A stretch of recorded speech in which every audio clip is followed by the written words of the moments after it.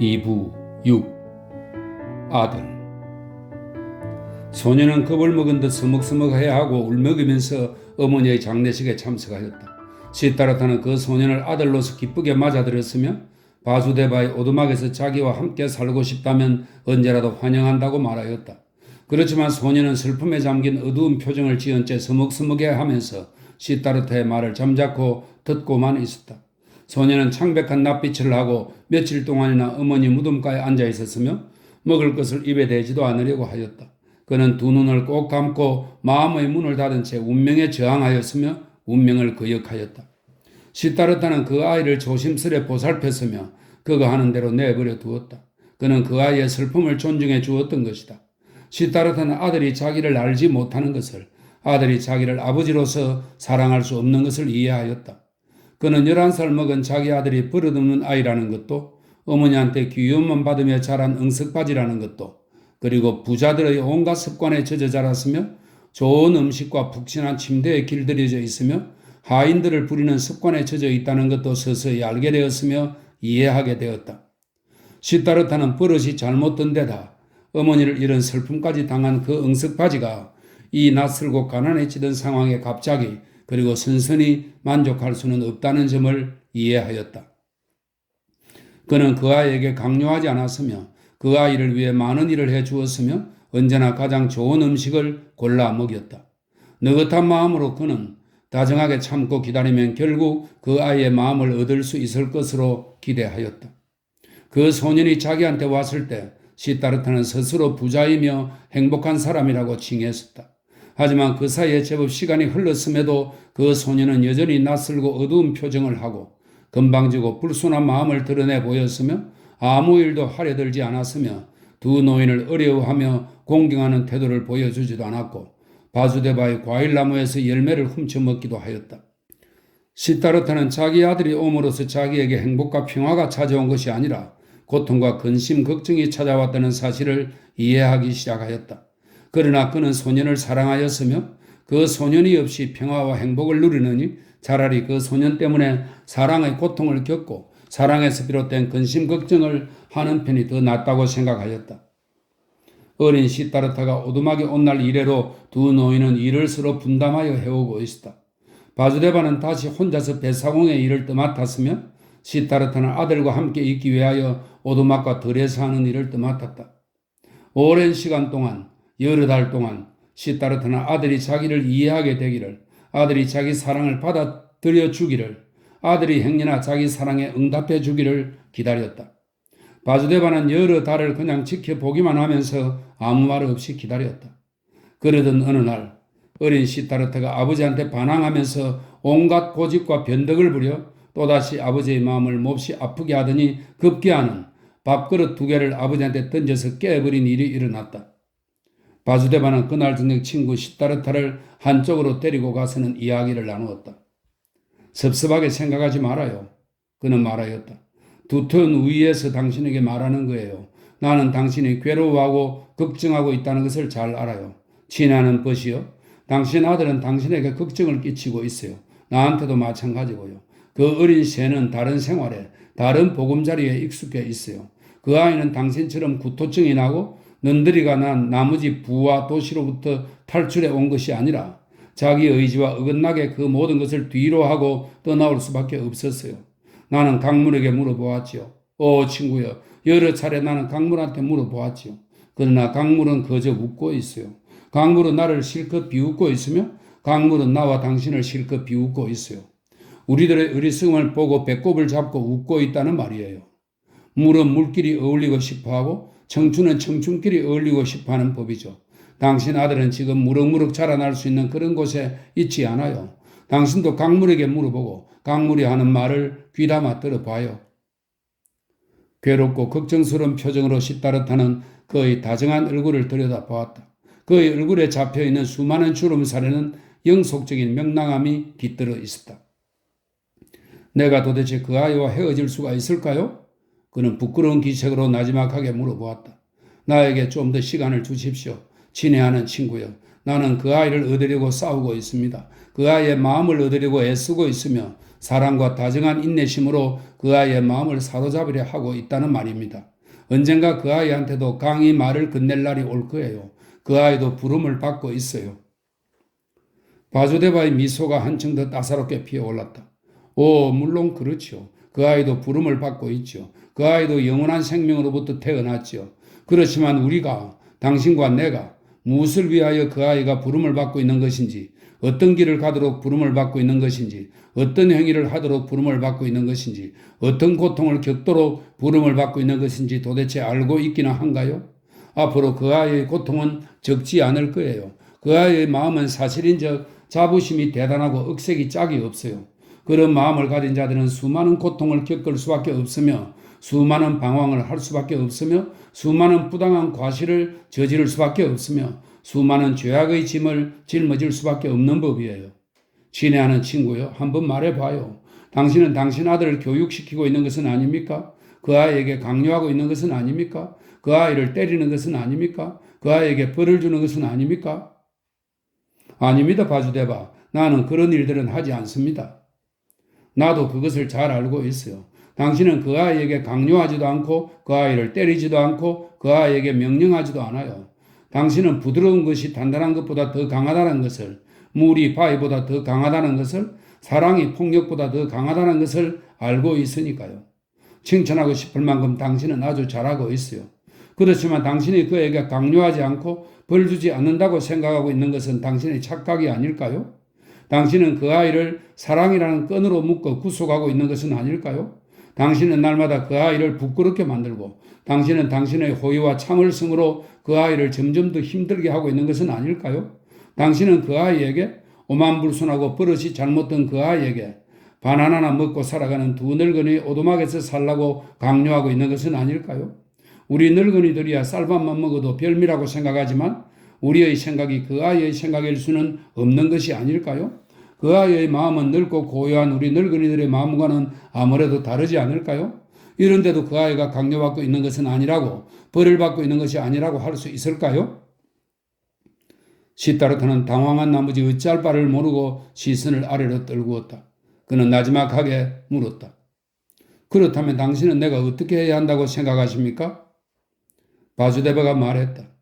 그 아이를 시내로 데려다 주세요. 그 아이 어머니의 집으로 데려다 주라는 말입니다. 그곳에는 아직 하인들이 있을 터이니 그들에게 이 아이를 맡기세요. 그리고 만약 거기에 아무도 남아있지 않다면 그 아이에게 스승을 구해다 맡기세요. 가르침을 받게 하기 위해서가 아니라 다른 소녀들과 어울리면서 그 아이의 세계에서 살도록 하기 위해서 말입니다. 그 점을 전혀 생각해 보지 않은 것은 아니지요? 당신은 내 마음속을 꿰뚫어 보고 계시군요. 시타르타가 슬프게 말하였다.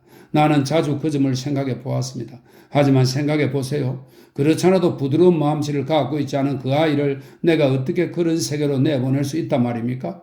그 아이는 사치스러운 생활에 빠지지 않을까요? 그 아이는 쾌락과 권세의 늪에 빠져버리지 않을까요? 그 아이는 자기 아비가 저질렀던 모든 과오들을 되풀이하지 않을까요? 그 아이는 혹시 윤회의 소용돌이 속에 온통 휘말려 버리지는 않을까요? 베사공의 미소가 밝게 빛을 내기 시작하였다.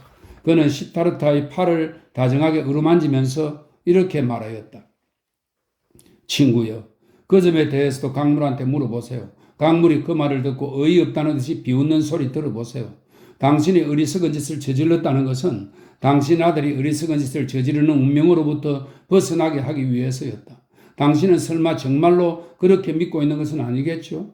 그리고 도대체 당신이 무슨 능력으로 당신 아들을 윤회의 소용돌이로부터 보호해 줄 수 있다는 겁니까? 도대체 어떻게 그렇게 할 수 있죠? 가르침을 통해서, 기도를 통해서, 훈계를 통해서 그럴 수 있다는 겁니까? 이보세요, 친구.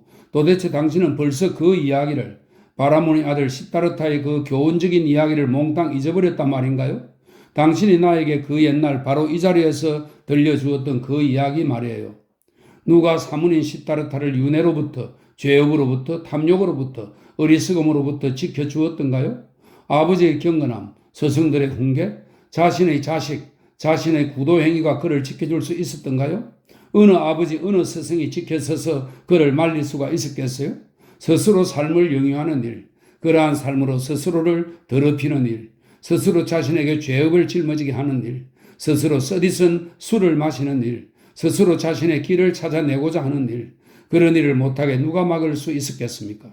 친애하는 친구여, 이러한 길이 어느 누구한테든 혹시 면제되어 있는 것은 아닐까? 당신이 설마 그렇게 생각하고 있는 것은 아니겠죠? 당신이 어린 아들을 사랑하고 있기 때문에 당신이 그 아이에게는 제발 번뇌와 고통과 환멸이 면제되었으면 좋겠다고 바라고 있기 때문에 당신 아들에게는 그 길이 혹시 면제되었을지도 모르겠다. 이렇게 믿고 있는 겁니까? 그렇지만 설령 당신이 아들 대신 10번을 죽어준다 하더라도 그것으로 그 아이의 운명을 눈꽃만큼이라도 들어줄 수는 없을 겁니다. 바주대바가 그렇게 말을 많이 한 적은 아직 한 번도 없었다. 시타르타는 그에게 다정스레 감사의 뜻을 표시하고 나서 걱정을 안은 채 오두막으로 들어갔다. 그는 한참 동안 잠을 이루지 못하였다. 바주대바가 자기에게 하였던 말 가운데 자기 스스로가 이미 생각하여 보지 않았거나 알지 못하였던 말은 하나도 없었다. 그러나 그것은 자기가 실천으로 옮길 수 없는 그런 알매에 불과하였다. 그러한 암보다도 자기의 자식에 대한 사랑이 더 강하였으며 그러한 암보다도 자기의 자식에 대한 정의, 자식을 잃게 되지는 않을까 하는 자기의 불안한 마음이 더 강하였던 것이다. 도대체 자기가 여태까지 어떤 일에 이토록 마음을 온통 빼앗겨 본 적이 있었던가? 도대체 자기가 여태까지 이토록 맹목적으로, 이토록 고통스러워하며 이토록 아무 결실도 없이 그렇지만 이토록 행복한 마음으로 누군가를 사랑해 본 적이 있었던가? 시타르타는 친구의 충고를 따를 수가 없었다. 그는 아들을 보낼 수가 없었다. 그는 아들이 자기한테 명령을 하여도 그대로 보고만 있었으며 아들이 자기를 경멸하여도 그대로 보고만 있었다. 그는 아무 말 없이 기다렸으며 날마다 친절이라는 무언의 전투를 시작하였으며 인내라는 소리 없는 전쟁을 시작하였다. 바주대바 역시 아무 말 없이 친절하게 알면서도 모른 척하며 참을성 있게 기다렸다. 참는 데에는 그들 두 사람 다 대가였다. 언젠가 한번 그 소년의 얼굴이 시타르타에게 카말라를 무척이나 생각나게 하였던 적이 있었다. 그때 시타르타는 자기도 모르는 사이에 오래전 젊은 시절 언젠가 카말라가 자기에게 했던 말이 갑자기 생각났다. 당신은 사랑을 할 수가 없어요 하고 그녀가 자기에게 말했었는데 자기는 그녀의 말이 옳다고 인정하였으며 자신은 하나의 별에 어린애 같은 인간들은 떨어지는 나무잎에 비유했었다. 그러면서도 자기는 그녀의 말 속에 자기를 비난하는 감정도 숨어 있다는 것을 어렴풋이나마 느꼈었다. 사실 그는 여태껏 한 번도 어떤 다른 사람에게 홀딱 빠져서 자신을 몽땅 바칠 수가 없었으며 자신을 망각할 수가 없었으며 다른 사람에 대한 사랑 때문에 어리석은 일을 저지를 수도 없었다. 그 당시에 그는 그런 일을 결코 할 수가 없었으며 그리고 바로 이 점이 자기와 어린애 같은 인간들을 구분해주는 커다란 차이점이라고 여겼었다. 그런데 이제 자기 아들이 나타나고 나서부터는 시타르타도 완전히 그런 어린애 같은 인간이 되어버렸던 것이다. 한 인간 때문에 고통스러워하고 한 인간을 사랑하고 어떤 사랑에 빠져버리고 어떤 사랑 때문에 바보가 되어버리는 그런 어린애 같은 인간이 되어버렸던 것이다. 이제 그도 인생에서 한번 늙음하게 와서야 비로소 가장 강렬하고 가장 진기한 이러한 열정을 느끼게 되었으며 그 열정 때문에 비참할 정도로 괴로운 슬픔을 맛보았다. 그렇지만 그는 행복에 젖어 있었고 예전과는 약간 다른 새로운 인간이 되어 있었으며 마음이 약간 더 부유해진 상태였다. 그는 이 사랑이 자기 아들에 대한 이 맹목적인 사랑이 일종의 번뇌요 매우 인간적인 어떤 것이라는 사실과 또한 이 사랑이 윤회요 흐릿한 슬픔의 원천이요 시커먼 강물이라는 사실을 잘 알고 있었다. 그럼에도 불구하고 그는 이와 동시에 그 사랑이 가치 없는 것이 아니라는 것을 그 사랑이 필수 불가결한 것이며 자신의 본질에서 우러나오는 것임을 느꼈다.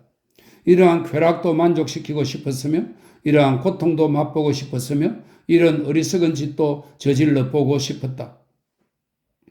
그동안 아들은 아버지가 어리석은 짓을 하든 말든 그냥 두고 보기만 하였으며 아버지가 자기의 환심을 사리고 애쓰도록 내버려 두었으며 매일같이 변덕이 죽을 듯하는 자기 비위를 맞추도록 내버려 두었다. 이 아버지라는 사람은 자기를 매혹시킬 만한 것을 하나도 갖고 있지 않았으며 자기가 두려워할 만한 것도 하나도 갖고 있지 않았다. 이 아버지라는 사람은 좋은 사람이었다. 그는 선량하고 마음씨 좋고 부드러운 사람이었으며 어쩌면 매우 경건한 사람이었을지도 모르고 어쩌면 성자였을지도 모를 일이다. 그러나 이 모든 것은 그 소년의 마음을 사로잡을 수 있는 특성이 아니었다. 자기를 그 초라한 오두막 안에 가두어 놓고 있는 이 아버지라는 사람이 소년에게는 지겨운 존재였다. 아들이 볼 때 이 아버지라는 사람은 정말로 지겹기 짝이 없는 존재였다.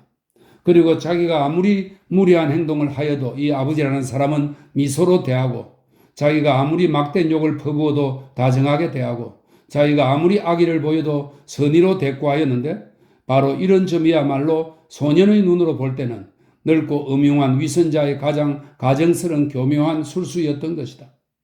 소년한테는 이 아버지라는 사람에게 위협을 받는 편이, 학대를 당하는 편이 오히려 훨씬 더 나을 것만 같았다. 그러던 어느 날 마침내 어린 시타르타의 성질이 폭발하여 아버지한테 드러내놓고 마구 떼드는 사건이 터지고야 말았다. 아버지가 아들에게 한 가지 지시를 했었다. 땔감으로 쓸 덤불을 모아오라는 분부를 내렸었던 것이다. 그러나 소년은 오두막에서 나올 생각도 하지 않은 채 버티고 서서 막무가내로 고집을 부리며 분통을 터뜨렸으며, 바닥을 다지기라도 하듯 발을 동동 굴러댔으며, 주먹을 불끈 쥐고는 성질이 폭발하여 버럭버럭 소리를 지르면서 아버지의 면전에다 대고 정오와 멸시의 말을 퍼부어 댔다. 당신이 쓸 덤불은 당신이 직접 가져오라고요. 아이는 입에 거품을 물고 소리를 질러댔다. 난 당신의 종이 아니라 말이에요. 난 당신이 나를 때리지 않는다는 것을 잘 알고 있어요. 사실 당신은 감히 나를 때릴 엄두도 못 내고 있다고요. 나는 말이에요. 당신이 당신의 그 경건함과 당신의 그 관대함으로 끊임없이 나를 벌주려고 하고 나를 왜소하게 만들려고 한다는 걸 너무나 잘 알고 있어요. 당신은 내가 당신처럼 되어야 한다고, 당신처럼 나도 그토록 경건하고 그토록 부드럽고 그토록 현명해지기를 바라고 있는데 말이에요. 하지만 난 말이에요. 이걸 잘 들어주세요. 나는 당신을 괴롭히는 일을 할 거예요. 당신 같은 사람이 되느니 차라리 노상 강도가 되든지 살인자가 되어서 지옥에나 갈 거란 말이에요. 난 당신을 정오해요. 당신은 절대로 내 아버지가 아니에요. 설령 당신이 10번이나 내 어머니의 정부였다고 해도 말이에요. 분노와 원한의 감정이 그의 내면에서 부글부글 끓어올라 살벌하고 악의에 찬 수백 가지의 말들이 아버지의 면전에 쏟아졌다. 그런 다음 소년은 집을 나갔다가 저녁 늦게야 비로소 다시 돌아왔다.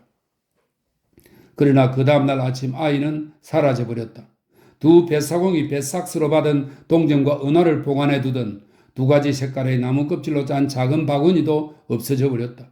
나룻배도 사라지고 없었는데 시타르타는 그 나룻배가 맞은편 강가에 놓여 있는 것을 보았다. 그 소년은 도망을 쳐버렸던 것이다. 내가 그 아이를 뒤쫓아 가야겠어요. 시타르타가 말하였다. 그는 어제 아이한테 욕을 얻어먹은 후부터 줄곧 너무나 비참한 심정이 되어 몸을 부르르 떨고 있었다. 어린애 혼자서는 숲을 빠져나갈 수 없습니다. 그 아이는 죽고 말 것입니다. 바주데바, 강을 건너기 위하여 우리는 뗏목을 만들지 않으면 안 되겠습니다. 우리는 뗏목을 만들 거요. 바주데바가 말하였다. 그 소년이 끌고 가버린 우리 배를 다시 가져오기 위해서 말이에요. 친구여. 하지만 그 아이는 그대로 도망가게 놔두는 게 좋을 것 같아요. 그 아이는 이제 더 이상 어린아이가 아니니 스스로 자구책을 강구하여 공경에서 빠져나올 수 있을 겁니다. 그 아이는 시내로 가는 길을 찾아 나설 터인데 그 아이로서는 당연한 일이에요. 그 점을 잊어서는 안 됩니다. 그 아이는 당신이 해주어야 하는데 소홀하여 해주지 않았던 바로 그 일을 한 것입니다. 그 아이는 자기 스스로를 돌보고 있으며 제 갈 길을 가고 있는 거예요. 시타르타, 당신이 괴로워하는 것을 보고 있자니 나도 괴로워요. 그러나 당신이 당하고 있는 고통은 사람들이 대수롭지 않게 웃어 넘겨버린 그런 고통, 당신 스스로도 곧 웃어 넘겨버릴 그런 고통입니다. 시타르타는 아무런 대꾸도 하지 않았다. 그는 벌써 두 손으로 도끼를 잡아들었으며 대나무로 뗏목을 만들기 시작하였다. 그리고 바주데바는 시타르타가 풀을 엮어 만든 새끼줄로 대나무 다발을 묶는 일을 그대로 주었다. 그런 다음 그들은 뗏목을 타고 강을 건너기 시작하였는데 물살에 휩쓸려 상당히 멀리 떠밀려 내려간 후에야 맞은편 강가에 다다랐다. 무엇 때문에 당신은 도끼를 가져오셨죠? 시타르타가 물었다. 바주데바가 말하였다. 우리 나룻배의 노가 없어져 버렸을지도 모르는 노릇 아니겠소? 하지만 시타르타는 친구가 속으로 무슨 생각을 하고 있는가를 알았다. 바주데바는 그 아이가 분풀이를 하기 위해서 또는 자기들이 추적해오는 것을 방지하기 위해서 노를 내던져 버렸거나 부수어 버렸을 거라고 생각하고 있었던 것이다. 그리고 실제로 그 나룻배 안에는 노가 없었다. 바주데바는 그 나룻배의 밑바닥을 가리키며 빙그레 미소를 지으면서 친구 시다르타를 바라다 보았다. 그는 마치 당신 아들이 당신에게 하고 싶어하는 말이 무슨 말인지 이래도 모르겠소? 그 아이가 추격을 당하고 싶어하지 않는다는 것을 이래도 모르겠소? 하고 말하고 싶어하는 것 같았다. 그는 새 노를 만들기 시작하였다. 그러나 시다르타는 도망친 아들을 찾아 나서기 위하여 그에게 작별을 고하였다. 바주데바는 그를 말리지 않았다. 시다르타는 벌써 오랫동안 숲속을 헤매고 있었다. 그러던 도중에 그 아이를 찾아다니는 일이 쓸데없는 짓이라는 생각이 불쑥 떠올랐다. 그 아이는 자기가 따라잡을 수 없을 정도로 훨씬 앞질러 가서 벌써 시내에 들어가 있거나 또는 설령 그렇지 않고 도시로 가는 도중에 있다 하더라도 추적자인 자기를 피해 몸을 숨겨버릴 것이다. 이런저런 생각을 계속하다 보니 그는 자신이 아들을 걱정하고 있지 않다는 사실도 알게 되었으며 그리고 아들이 죽지도 않았을 것이고 숲속에서 위험에 처하는 일도 없으리라는 것을 자기가 마음 가장 깊은 곳에서는 알고 있다는 사실도 알게 되었다. 그렇지만 그는 쉬지 않고 계속 달렸다. 이제는 그 아이를 구해보겠다는 일념 때문이 아니라 오로지 행여라도 그 아이의 모습을 다시 한번 볼 수만 있다면 얼마나 좋을까 하는 간절한 마음에서 계속 달렸던 것이다. 그리하여 그는 마침내 도시 근교까지 달려가게 되었다. 도시 근교에서 폭이 넓은 거리에 다다랐을 때 그는 옛날에 카말라의 소유였던 그 아름다운 정원의 입구에 멈추어 섰다. 바로 그곳에서 그 옛날 자기는 가마에 타고 있던 카말라의 모습을 맨 처음 보았었다. 그 당시의 일이 그 영혼 속에서 다시 생생하게 떠올랐다. 그는 이제 다시 거기에 서 있는 자신의 젊은 시절의 모습을 보았다. 수염이 덥수룩하게 난 벌거벗은 한 사문이 머리카락에 잔뜩 먼지를 뒤집어 쓴 모습이었다. 시다르타는 오랫동안 거기에 서 있었다. 그리고 열린 대문 틈으로 정원 내부를 들여다보았다. 누런 법복을 입은 성녀들이 아름다운 나무들 아래에서 걸어다니는 모습이 보였다. 한참 동안 그는 깊은 사색에 잠긴 채 아련히 떠오르는 여러 모습들을 보면서 자기가 살아온 생의 이야기에 귀를 기울이면서 서 있었다. 한참 동안을 그는 그렇게 서 있었다. 그는 눈길을 돌려 성녀들 쪽을 바라보았다. 그런데 어느 사이엔가 그의 눈에 보이는 것은 성녀들의 모습 대신에 젊은 시타르타의 모습과 젊은 카말라가 그 높은 나무들 아래에서 거니는 모습이었다. 그는 자기가 카말라한테 대접을 받고 있는 모습, 자기가 그녀의 첫 입맞춤을 받고 있는 모습, 그리고 자기가 자신의 사문 시절을 오만하고 경멸하는 태도로 되돌아보면서 자신만만하고 갈망하는 마음가짐으로 세속 생활을 시작하는 모습 등 지난 시절 자신의 모습을 분명하게 보았다. 그는 카마소아미를 보았으며 하인들과 술잔치, 주사의 노름꾼들, 악사들을 보았으며 세상에 갇혀있는 카말라의 지저귀는 새를 보았으며 이 모든 것들을 다시 한번 살려내었으며 윤회를 숨쉬었으며 다시 한번 늙고 피곤해 지쳐 다시 한번 구토감을 느꼈으며 다시 한번 자신을 파멸시키고 싶은 욕망을 느꼈으며 다시 한번 그 성스러운 오음의 힘으로 자신을 치유하였다. 시다르타는 그 정원의 대문 앞에 한참을 서 있었다. 그러고 나서 그는 자기를 이 장소까지 오게끔 내몰았던 욕망이 어리석은 욕망이라는 것을, 자기가 아들을 도와줄 수 없다는 것을, 자기가 아들에 집착하고 애착을 느껴서는 안 된다는 것을 깨달았다. 그는 도망친 아들에 대한 사랑을 마치 하나의 상처처럼 가슴속 깊이 느꼈으며 이와 동시에 이 상처가 결코 자기의 마음을 아프게 쑤셔 놓으라고 주어진 것이 아니라는 것을, 이 상처가 장차 틀림없이 활짝 꽃을 피우고 빛을 발하게 되리라는 것을 느꼈다. 이 시간에도 아직 그 상처가 꽃을 피우지도 않고 아직 빛을 발하고 있지도 않다는 사실이 그를 슬프게 만들었다. 도망친 아들을 쫓아 여기까지 자기를 뛰어오게 만들었던 그런 욕심에 찬 목적의식이 사라져버리고 그 자리에 이제 공허한 마음이 대신 들어서 있었다. 비참한 심정이 되어 그는 땅바닥에 털썩 주저앉았다. 그는 자기의 마음속에 무엇인가가 죽어가고 있음을 느꼈으며 공허함을 느꼈으며 아무리 눈을 씻고 보아도 이제 더 이상 아무런 기쁨도 목적도 보이지 않았다. 그는 침잠 상태에 빠진 채 앉아서 마냥 기다리고 있었다. 이것을 오직 이 한 가지만을, 즉 기다린다는 것, 인내심을 갖는 것, 귀 기울여 듣는 법을 그는 강가에서 배웠다. 그는 거리의 먼지를 흠뻑 다 뒤집어 쓴 채 앉아서 귀 기울여 듣고 있었다. 그는 가슴에다 귀를 대고 가슴이 어떻게 피곤해 지치고 슬프게 뛰는가를 귀 기울여 들으면서 한 소리를 기다리고 있었다. 그는 쭈그리고 앉아서 여러 시간 동안 귀를 기울이고 있었다. 이제 더 이상 아무런 환상도 보이지 않았다. 그는 공의 상태에 빠져들어갔으며 자기 자신을 가라앉혔다.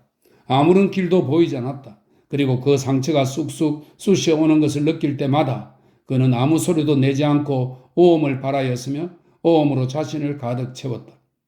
정원에 있던 성녀들이 그를 보았다. 그리고 그가 많은 시간 동안 쭈그리고 앉아 있었고 그의 잿빛 머리카락 위에 먼지가 잔뜩 쌓이고 있었기 때문에 한 성녀가 와서는 바나나 2개를 그 앞에 내려놓았다.